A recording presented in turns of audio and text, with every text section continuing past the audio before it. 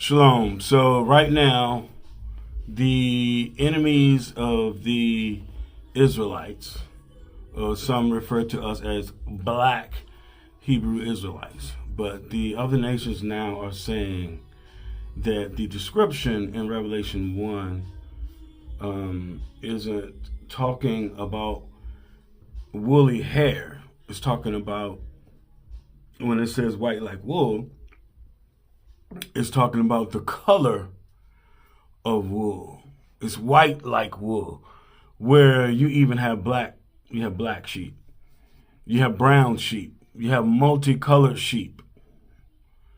So it's talking about the color and the texture, because later in the verse it tells you white again, but white like snow. But I'm coming to you now to just hit a couple of these verses outside of that right there. The main one, so let's go to Daniel. Daniel chapter 10 and verse 5. Then I lifted up mine eyes and looked, and behold, a certain man clothed in linen, whose loins were girded with the fine gold of Uphaz. His body also was like the beryl, and his face as the appearance of lightning. This is description of Christ yet again. And his eyes as lamps of fire, and his arms and his feet like in color to polished brass, and the voice of his words like the voice of a multitude. And you know what they do? They go and find images of modern day brass or whatever it is that they're trying to show you, with different types of elements in it, with new ways of refining it and polishing it. Not the ancient ways, like back here during the time of Daniel. This is BC. But again, his arms and his feet like in color to fine brass. And I'm going to back up to chapter 7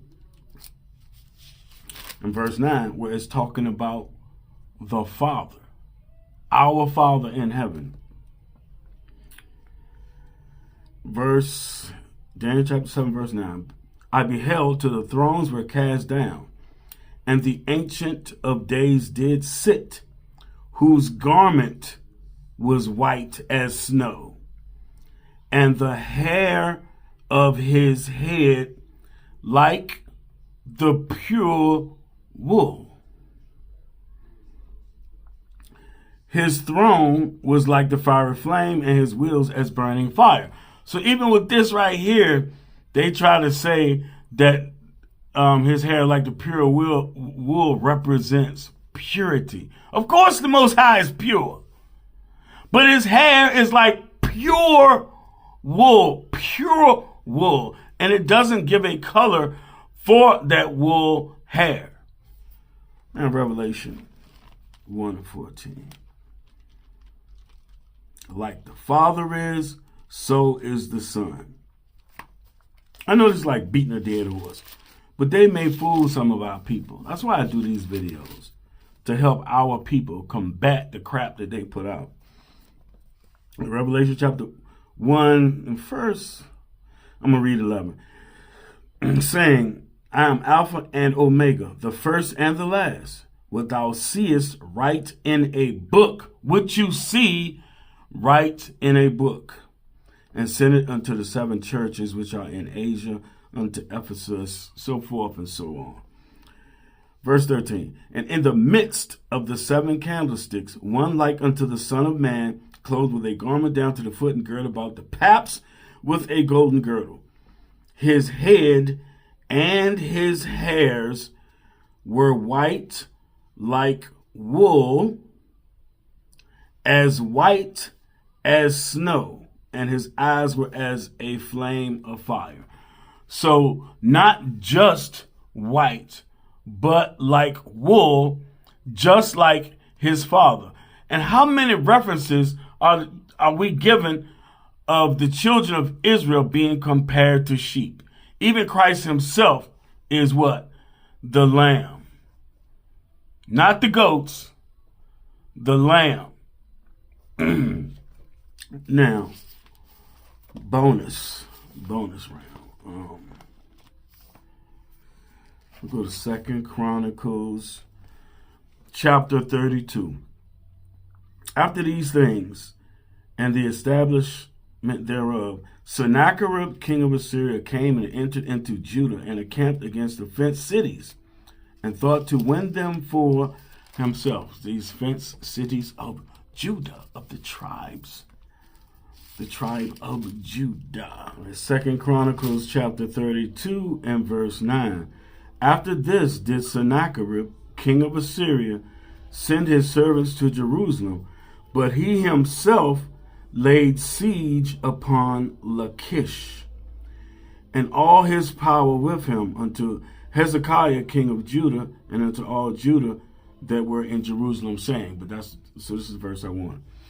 The reason I want to go here is because in the museums in Europe, you find the relief of Lachish, which depict the tribe of Judah standing and kneeling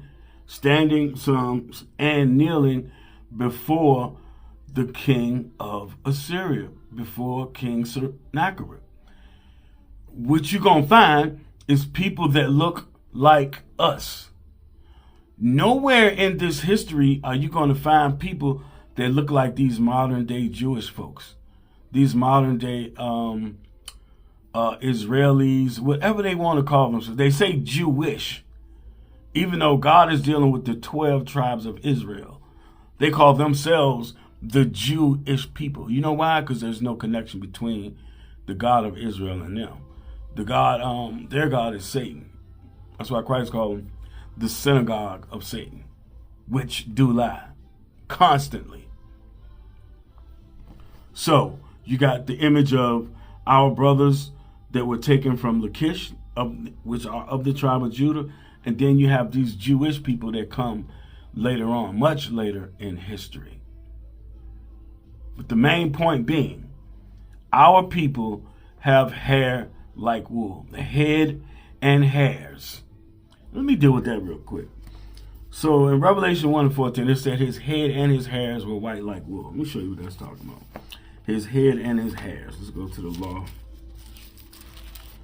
Let's go to Leviticus chapter 13 and verse 29. If a man or woman have a plague upon the head or the beard, the head meaning the hair on your head, and the other hairs is the beard. You're supposed to have hair on your head and a beard, unless you're a woman, of course. Verse 30. Then the priest shall see the plague, and behold, if it be in sight deeper than the skin, and there be in it a yellow thin hair, not woolly hair now, yellow thin hair, then the priest shall pronounce him unclean. It is a dry scald, even a leprosy upon the head or the beard. Hold on, let me skip the page, go to Leviticus 14 and verse 9. But it shall be on the seventh day that he shall shave all his hair off his head, and his beard, and his eyebrows, even all his hair shall he shave off. Leviticus chapter 21 and verse 5. I think I'm going to have to stop it here. There's plenty of these. Plenty of verses distinguishing the hair on the head and the hair on your face or your beard.